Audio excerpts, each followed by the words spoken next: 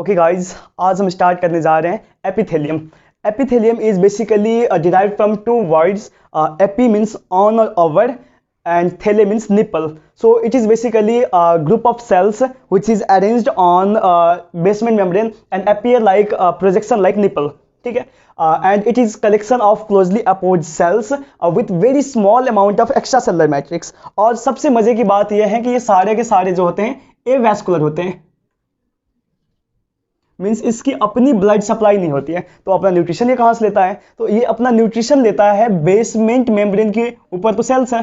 ठीक है, ये पूरा हो गया एपिथेलियम। इसके नीचे जो होते हैं कनेक्टिव टिश्यू, वहां पर ब्लड वेसल्स होते हैं, तो वहां से ब्लड वेसल से डिफ्यूज करा के न्यूट्रिशन लेता है।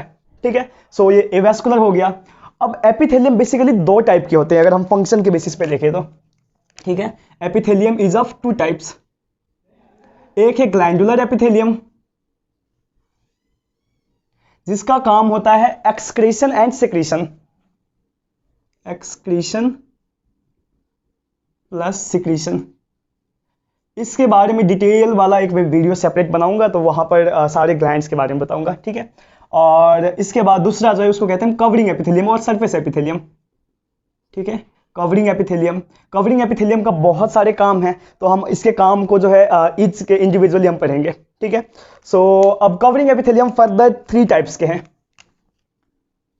पहला जो है वो है यूनिलैमिनर और सिंपल एपिथेलियम। सिंपल एपिथेलियम जिसको हम यूनिलैमिनर भी कहते हैं। यूनिलैमिनर का मतलब हो गया कि बेसमेंट मेम्ब्रेन के ऊपर सिंगल लेयर ऑफ सेल। ठीक है, जैसे ये यूनिलैमिनर एपिथेलियम हो गया। दूसरा है स्ट्रैटिफाइड एपिथेलियम, स्ट्रैटिफाइड एपिथेलियम जिसको मल्टीलैमिनर कहते हैं। ठीक है, मल्टीलैमिनर एपिथेलियम वो बेसिकली क्या होता है कि बेसमेंट मेम्ब्रेन के ऊपर मल्टीपल लेयर ऑफ सेल्स होंगे। ठीक हो गया, for example this is stratified epithelium. ठीक है, अब इसके फर्दर टाइप्स होते हैं वो हम डिटेल में पढ़ेंगे अभी बाद में। ठीक है, and then third one is pseudo stratified epithelium. Pseudo stratified जो है एक्चुअली वो होता है एनाटॉमिकली यूनिलैमिनर। ठीक है, लेकिन वो अपीयर लाइक मल्टीलैमिनर। जैसे कि मैं यहां पर बनाने जा रहा हूं सूडो स्ट्रैटिफाइड कॉलमनर एपिथेलियम की डायग्राम। ये वो इस तरह से होता है। बेसमेंट मेम्ब्रेन से अगर हम चेक करें ना, तो देखें यहां पर बेसमेंट मेम्ब्रेन से देखो ना सिंगल लेयर ऑफ सेल्स निकल रहे हैं। ये भी बेसमेंट मेम्ब्रेन को टच कर रहे हैं, ये भी टच कर रहे हैं, ये भी टच कर रहे हैं, तो ये सारे के सारे हैं यूनिलेयर। ठीक है, लेकिन ये अपीयर हो रहा है मल्टी लेयर में बेसिकली क्योंकि इनके जो न्यूक्लियस है वो डिफरेंट लेवल पे, जैसे इन सारे सेल्स की इस लेवल पे है, इनके दूसरे लेवल पे है, तो हमें ऐसा लग रहा है कि टू लेयर एपिथेलियम है। ठीक है, या कुछ जो है थ्री लेयर लग रहे होते हैं, तो ये बेसिकली सूडो स्ट्रैटिफाइड इसलिए हम इसको कहते हैं, फॉल्स स्ट्रैटिफाइड है। ठीक है, अब हम आ जाते हैं सिंपल एपिथेलियम पे।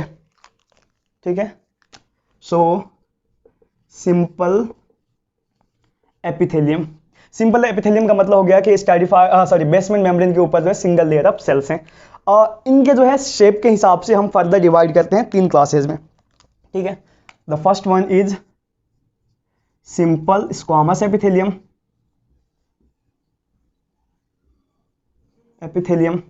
Second one is simple cuboidal epithelium, and third one is simple columnar epithelium. ठीक हो गया, सो ये हो गया सिंपल एपिथेलियम। अब हम डिटेल में पढ़ने जा रहे हैं ईच के। ठीक है, तो मैं स्टार्ट करने जा रहा हूं सिंपल स्क्वामस एपिथेलियम। ठीक है, सिंपल स्क्वामस एपिथेलियम। ये देखिए स्क्वामस वर्ड जो है ये स्क्वामा से आया है, उसका मतलब होता है स्केल ऑफ फिश। ठीक है, स्क्वामा का मतलब हो गया स्केल ऑफ फिश। ठीक हो गया, अब ये सिंपल स्क्वामस एपिथेलियम हो गया। ठीक है, अगर हम इसकी अपीयरेंस की बात करें, माइक्रोस्कोपिक अपीयरेंस, तो माइक्रोस्कोपिक अपीयरेंस इनके ऐसे होते हैं कि स्क्वामस का मतलब हो गया स्केल लाइक, मतलब फ्लैट सेल्स, तो ये सारे जो है फ्लैट सेल से बने होते हैं। अगर हम इनके जो है साइड व्यू चेक करें तो ये होते हैं स्पिंडल सेप्ट, बेसमेंट मेम्ब्रेन के ऊपर जो है single layer of spindle shaped cells होते हैं। ठीक है, ये इनके साइड व्यू हो गया सिंपल स्क्वामस एपिथेलियम के, जिसमें इलोंगेटेड फ्लैटेंड न्यूक्लियस होते हैं। ठीक है, लेकिन अगर हम सरफेस व्यू की बात करें तो वो होते हैं इरेगुलर पॉलीगोनल सा। ठीक है, मोजाइक अपीयरेंस में। ठीक है। और मतलब यही न्यूक्लियस ना बेसिकली कटा हुआ है साइडों से, तो ये यहाँ पर सेंट्रल में होते हैं, सेंट्रल फ्लैट न्यूक्लियस, ठीक है, central flat nucleus. Surface view ये हो गया, साइड व्यू ये हो गया, ठीक है। सो ये टाइल्स लाइक इसकी अपीयरेंस होती है, देखो ना ऐसा लग रहा है कि फ्लैट टाइल्स जो हमारे घरों में होते हैं वैसा इसका अपीयरेंस है, ठीक है। अब इसकी लोकेशंस की बात कर लेते हैं कि कहाँ कहाँ पर होते हैं हमारी बॉडी में। तो बहुत ईजी याद रखना, endothelium of blood vessels, endothelium means हो गया एंडोथेलियम जो इंटरनल लाइनिंग होते हैं of blood vessels, means arteries, veins, venules आ रहे हैं, और इवन लिम्फेटिक वेसल्स, ठीक हो गया। Second one is mesothelium. Mesothelium होते हैं बेसिकली लाइनिंग ऑफ लंग्स, जो जिसको हम कहते हैं प्ल्यूरा, मेजोथेलियम में आ जाएगा प्ल्यूरा या प्लूरल मेम्ब्रेन। उसके बाद पेरिकार्डियल मेम्ब्रेन, हार्ट का हो गया पेरिकार्डियल मेम्ब्रेन, लंग्स का हो गया प्ल्यूरा या pleural membrane, and last one हो गया पेरिटोनियम जो कि इंटेस्टाइन की कवरिंग होती है, ठीक हो गया। And type 1 squamous epithelium of lungs जिसका काम होता है एयर का एक्सचेंज करना, गैसियस एक्सचेंज करना, वो भी होते हैं simple squamous epithelium. So type 1 alveolar epithelium, alveolar epithelium, alveolar cells, ठीक हो गया।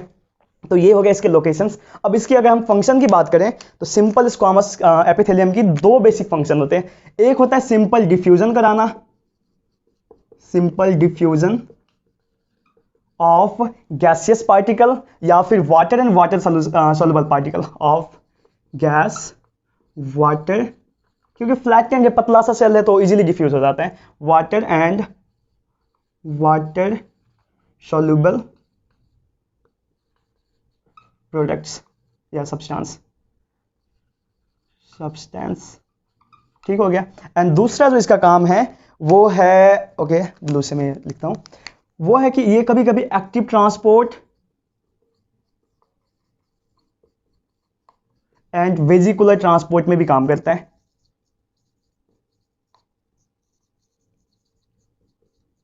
ठीक हो गया।